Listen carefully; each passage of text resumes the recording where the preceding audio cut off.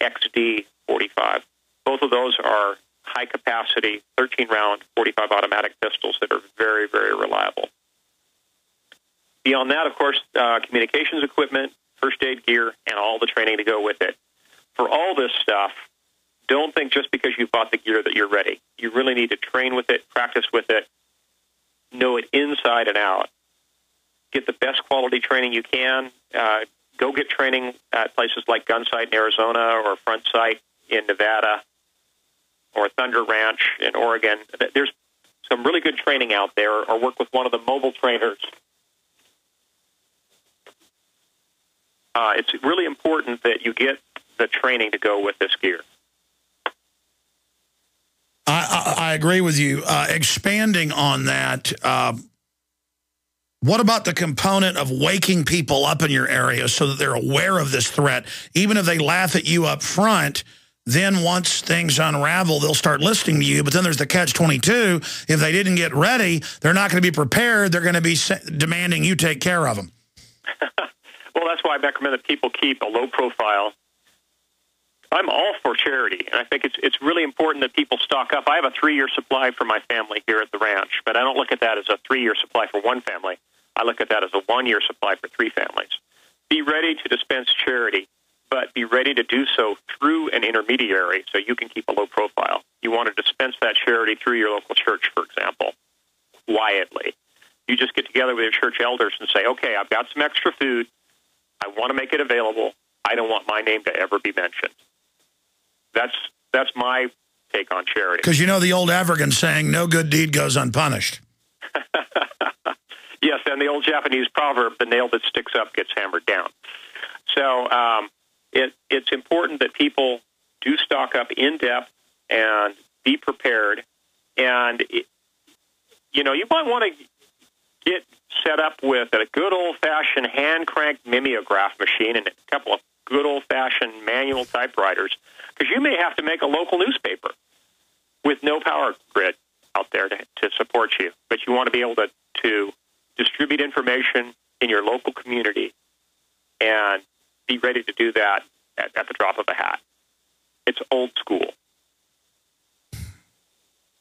What's your gut on different variants of collapses, running from bad to worse? I mean, obviously we're in a depression and it's going to get a lot worse. This is only the beginning, but I mean, is a 50% chance this stuff's going to unfold, 80%? Oh, boy. I don't like to put percentage chances on things, Alex. All I can say is there's definitely the chance for the worst case, which would be a grid-down collapse.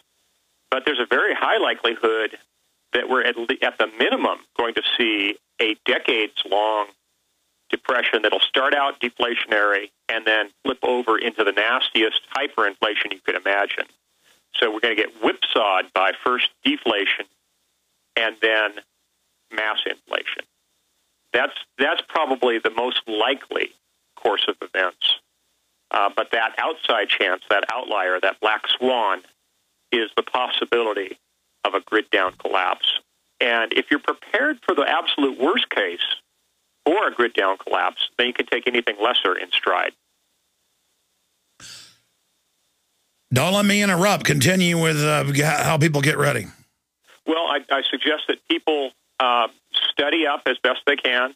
Yeah, I like selling copies of my book, but people can get to my blog and dig in through the archives free of charge. Again, it's survivalblog.com.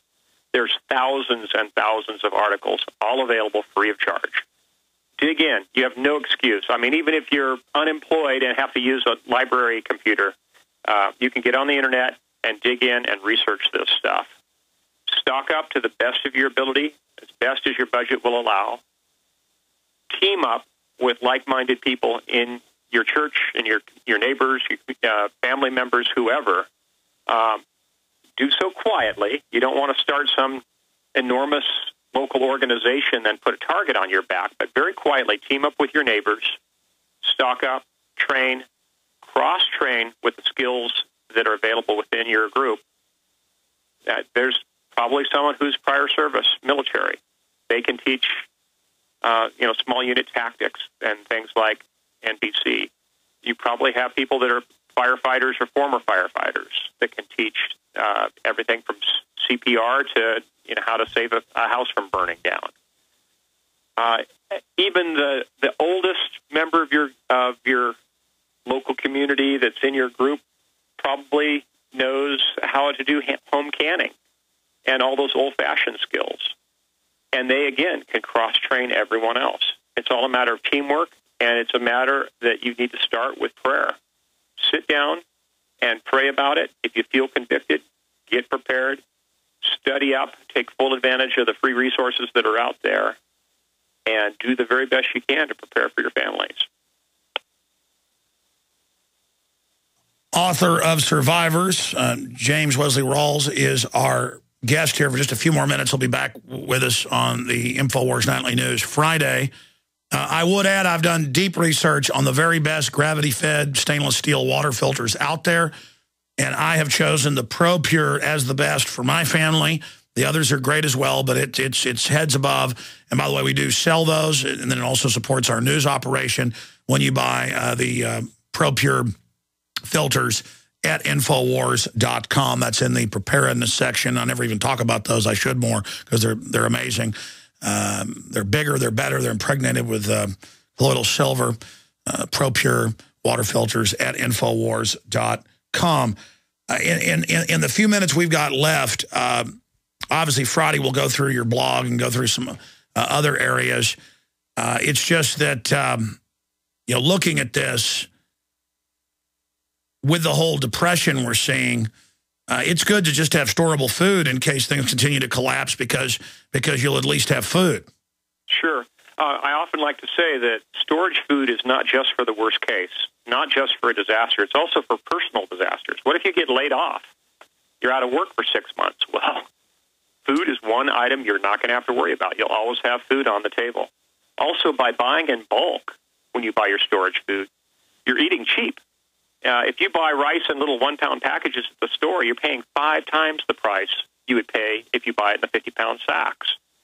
So buy the 50-pound sacks, get some 5-gallon food-grade plastic buckets, and bucket it up yourself. It's common sense. It's a good old-fashioned skill, and it saves money. I have one last question. Win-win-win. It is a win-win-win. I have one last question for you. I'm seeing a huge awakening, especially in the military and police. 70+% of donations for all the candidates are to Ron Paul. Do you see the same awakening that I'm seeing, and how does that factor in 1 minute? Oh, absolutely. If you look at the growth of the preparedness movement, it's basically just doubling each year. Ever since Hurricane Katrina, it's been doubling. And there's a larger and larger percentage of our population that's catching on, that's waking up, and it's getting off their tails and doing something about it. All I can say is keep it up and spread the word. Get people listening to Patriot Radio. Get people teamed up locally and train together and stock up the best you can. That's the bottom line, because you really can't do too much more. And I think that's why God's given us time, so that people like yourself and myself and many others who did have it put on our heart to get ready for this new world order and get laughed at, now it's all happening. Now people are finally listening because, unfortunately, we've been proven right. That's right. Yeah, we're on a slippery slope, and our window of opportunity, pardon me for mixing metaphors, but our window of opportunity is closing. So make the very best of the time available to stock up. And first, get right with God. Second, get your beans, bullets, and Band-Aids together. Well, that's what I've tried to explain to people. Folks, you better not take the internet for granted. This show, all this. I mean, look, I moved to the country and getting a deeper well dug and got guns. I mean, I know there's a very good chance this is going to go completely haywire. And if it doesn't, great, I live out in the country. James, we're going to be talking to you coming up Friday. God bless you. I appreciate all the time. I'll say bye to you during the break, okay? Thanks, Alex. Thank you. All right, we'll be right back. Talking to our guest, he let us use an old photo of him, but he's concerned, obviously, about the collapse being so real. He didn't even want to do video Skype with us. And, I started thinking about the fact I'm this talk show host. I'm so out there in the open, and I covet my privacy, and I'm sacrificing my privacy to do this. I'm not complaining.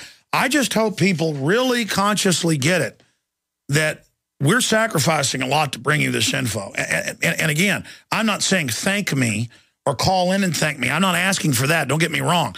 I'm saying this is a big deal, what you're hearing. I mean, it took a blood, sweat, tears, crawling up from nowhere to build this platform I've got today. From nowhere. Access Television, 1995. And it's because of the grace of God, and it's because of you, the supporters, over the years, spreading the word about our work. And, I mean, go back to people in 1997. I still had 2 jobs, 2 part-time jobs, because I couldn't get a full-time job. I had 2 part-time jobs, and I was doing a radio show by then 5 nights a week and getting paid almost nothing. And I was doing the Access TV show. So I was working about 16 hours a day then and loving every minute of it, but crawling and scraping just to be able to reach people any way I could. And then I made that film, America Destroyed by Design. And I had a computer phone line to my computer where people could call and make credit card orders. And then I'd have to get my dad a couple nights a week to come over because I wasn't good at computers to help process the computer orders, you know, maybe like 5, 6, 7, 8, 10 a day, and then build up enough money to stop doing the jobs so I could do media full time. It's funny, though. We're never good at tooting our horn about how big we are. And until a few years ago, people would still say, what's your day job? Oh, I don't know. A few years ago, I was on about 70 AM and FM stations, XM, #1 alternative news site in the world. I don't know what my day job is. What's yours? But again, I realize in this world, it's all bling and all that is about people knowing, hey, this is a success because that's what's respected. We should tell you more, the new listeners, our successes, where we've been right. But I'm always too busy covering the next thing to tell you how right we are. Like I saw the Young Turks website last night. I was looking at some YouTube videos. Of course, our YouTube channel has many times more views than they do. My radio show dwarfs their XM show. We're on XM too. But that's not what irritated me. It was the statement of the #1 news show on the web. Well, that's pure baloney. I am the #1 news show, bar none, by Google Analytics, Alexa, YouTube, no one is close. No one is close. And it's irritating to watch some guy posing as an anti-establishment person. He has promo videos with Al Gore telling him how great he is, with current TV with like 5,000 viewers at any one time. Just total paper tiger facade. And then the whole site is how they're #1 and all this in the alternative media when they're not alternative media. You're on Al Gore, the criminal's stinking network, a disgusting piece of eugenics trash who owns oil companies in the rainforest and then is lecturing us about the environment when he's a larcenous crook, Al Gore is. But then I realized that Young Turd guy, I mean, yeah, it's like the Young Turds. That's what it is. He is just an idiot and probably does think he's the #1 thing.